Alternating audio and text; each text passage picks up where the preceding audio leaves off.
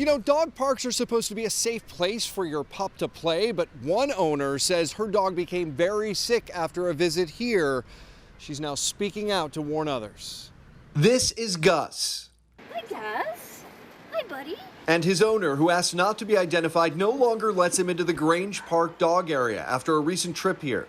My dog ran to the end of the park and ingested something. I didn't see what it was. So she asked a man who was nearby who thought the dog ate feces. I said, well, my dog doesn't eat dog poo.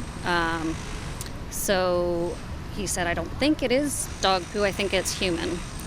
And there was a pair of men's underwear nearby.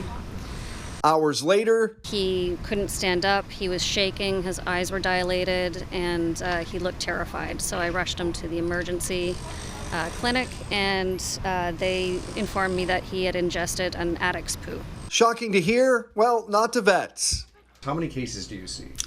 Well, we see it quite frequently these days. Dr. Helen Foster owns the Bickford Park Animal Hospital. I would guess at least once a week, maybe more. The vast majority of those cases, she says, involve marijuana ingestion, but I think with the opioid crisis, I think we're starting to prepare to see more and more of it. So much so, her hospital has started stocking urine drug test kits. We've only started stocking them in the last year or two because we've been finding more cases. Foster says pet owners need to be more aware when they take their dogs out.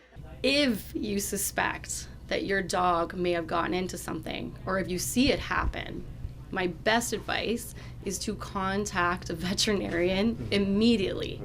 The sooner we get to that pet, the sooner we're able to help.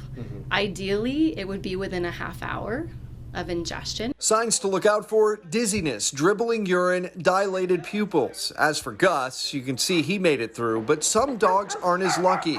His owner says dog parks in the city need to do away with wood chips. Anything could be in those wood chips.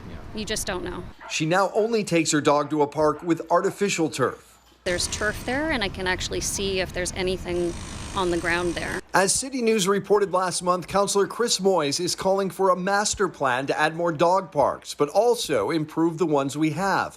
When asked if that would involve adding turf, we did not get a response for airtime. I deserve to be able to take my dog out for a walk in the dog park and feel safe. Pat Taney, City News.